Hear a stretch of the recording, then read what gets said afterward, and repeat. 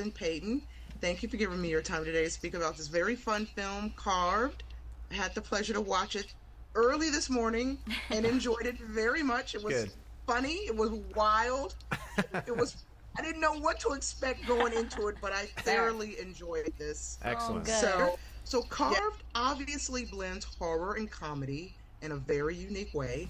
How did you approach balancing those two tones in your performance, especially, during these intense supernatural settings?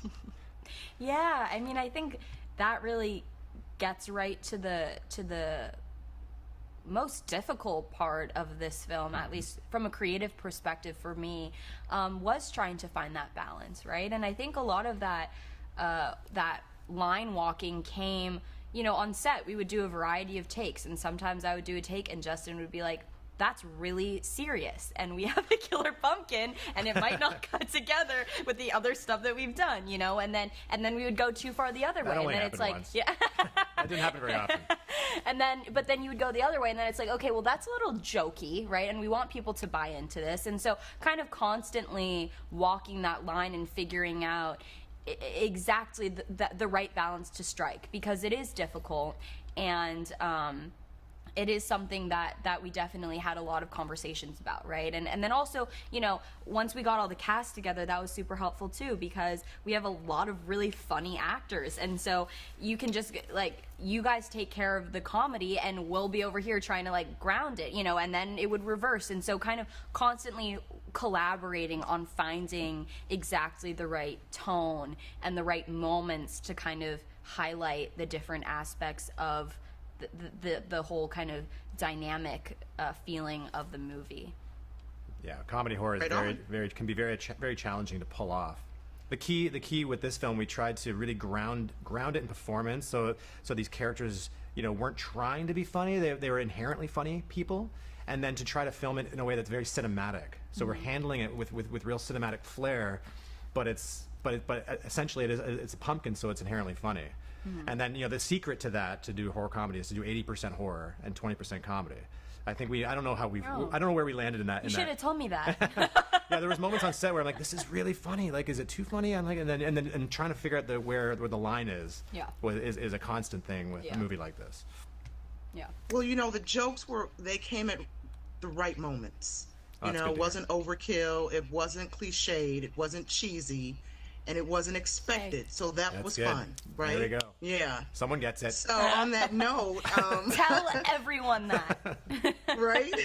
The idea of a killer pumpkin came during a pumpkin carving contest that I was involved in years ago, and then it evolved into the short film, and that was 6 years ago when we made the short film. And then when the idea came up of doing it as a feature, and telling a bigger story, I was really inspired by the Stewbridge Sleepy Hollow experience, which is a historical village that does a reenactment of Sleepy Hollow. That's an outdoor musical stage play, and it's really well done. If you haven't seen it, it's beautiful the way it's choreographed, the music, the lights, and it's just an amazing production. So I really wanted to set the story in that environment with a group of people that are performers, actors, and Peyton's character, a writer director who's actually talented.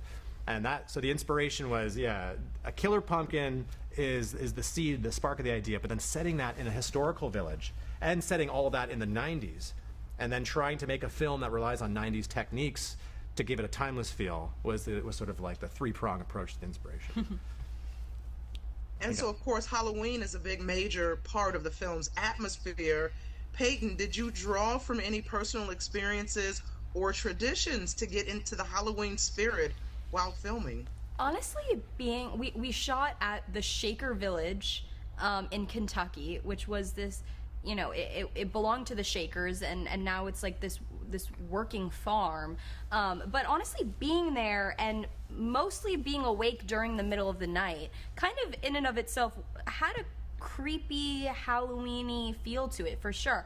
People kept telling us it was haunted, and so you're kind of in the middle of nowhere in this cabin, and so I think I definitely was just pulling from the energy of the place. I feel like it definitely got us, I think, into the right headspace. Oh yeah, when you drive through, there's wild deer that just cover the roads and the hills. Yeah, you drive in and it's just wild kind animals. of jump out, and there's It was pretty spooky. Pretty spooky stuff. This film blends obviously supernatural horror with very relatable real life fears like feeling trapped, powerless, vulnerable. Did working on this movie tap into any of your own personal fears? And if so, how did that influence your performance? Yeah, definitely. I mean, I think part of the job as an actor is trying to ground whatever you're doing, whatever character you're playing. It could be the most serious thing or the most ridiculous thing, in something that's real and relatable, you know? And so I think there was luckily plenty in the script to work with. You know, Kira is a young girl trying to figure out what she's going to do with her life, trying to follow her dreams. She's very protective of her family.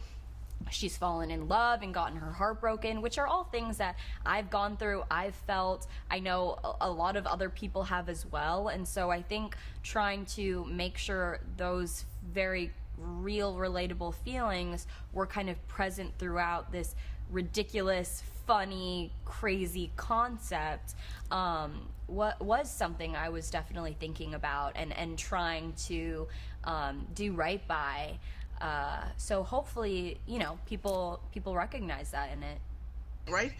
As audiences get ready to deep dive into Carve, what are each of you most excited about viewers experiencing when they watch this film? I know exactly what I'm excited about. All right, go ahead. It's when the pumpkin first springs to life. There's a sequence that happens that was the most challenging to storyboard and plan, the most challenging to shoot, the most challenging to edit, but it's a sequence of kills that I cannot wait to. We have our world premiere tonight. I'm going to be watching the audience's face at that moment. That's my answer. I think I'm most excited for people to see. I think less specifically about the first time the pumpkin comes to life, but just the way the pumpkin looks. You know, I think it's so interesting. It's so unexpected. You know, I was only a part of a very small piece of that process, but even I saw so many different iterations of the pumpkin and how it could move and how it could emote and I think that's something that's really special is it feels very unexpected. It's not like a real pumpkin you've ever seen. It's not like a jack-o'-lantern you've ever seen. It's not like a pumpkin head on a person. So it's very unique, you know, and I think I'm excited for people to see that. Yeah, I described it as the pumpkin spider while I was watching it, so... That's exactly how I've described it too. It moves like a tarantula, but only with 4 appendages instead of 8, but yes.